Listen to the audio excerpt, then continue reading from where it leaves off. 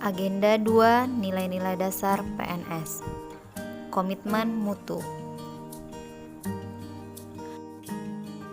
Komitmen berupa individu atau kelompok, berupa janji atau perbuatan. Mutu itu standar kelayakan, ciri atau sifat. Efektivitas dan efisiensi. Efektivitas dan efisiensi adalah tema menarik yang menjadi sorotan publik dalam memberikan penilaian terhadap capaian kinerja institusi pemerintahan. Namun kenyataannya seringkali kedua aspek tersebut terlupakan atau bahkan diabaikan. Konsep efektivitas dan efisiensi. Efektivitas, sejauh mana organisasi dapat mencapai tujuan yang ditetapkan atau berhasil mencapai apapun yang coba dikerjakan. Efektivitas organisasi berarti memberikan barang atau jasa yang dihargai oleh pelanggan. Efisiensi adalah jumlah sumber daya yang digunakan untuk mencapai tujuan organisasional.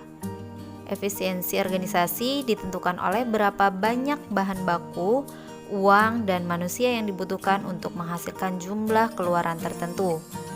Efisiensi dapat dihitung sebagai jumlah sumber daya yang digunakan untuk menghasilkan barang atau jasa. Inovasi merupakan cara utama di mana suatu organisasi beradaptasi terhadap perubahan-perubahan di pasar, teknologi, dan persaingan. Menurut Richard L. Duff.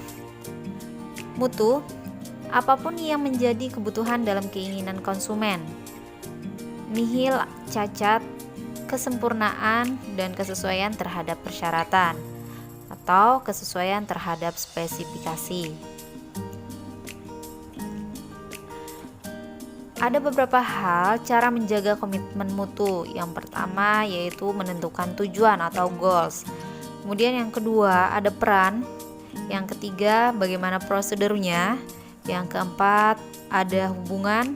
Dan yang kelima adanya kepemimpinan.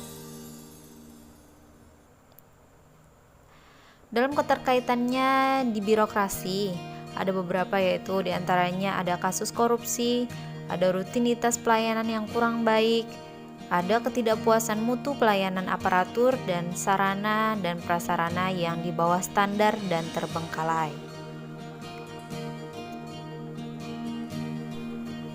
Nilai dasar. Nilai dasar orientasi mutu. Yang pertama ada komitmen pada kepuasan customer. Yang kedua, cepat, tepat, dan ramah. Yang ketiga, melayani dengan hati. Yang keempat, melindungi dan mengayomi. Dan kelima, perbaikan berkelanjutan.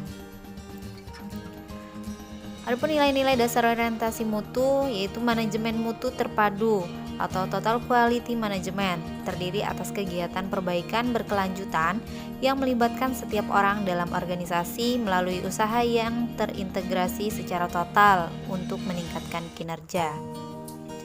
Ada 5 pilar TQM, yaitu yang pertama ada produk, proses, pemimpin, komitmen, dan organisasi. TQM dapat dicapai melalui beberapa cara. Yang pertama, berfokus pada pelanggan. Yang kedua, obsesi pada mutu. Yang ketiga, pendekatan ilmiah. Yang keempat, komitmen jangka panjang. Kelima, kerjasama tim. Keenam, perbaikan secara berkelanjutan. Yang ketujuh, diklat.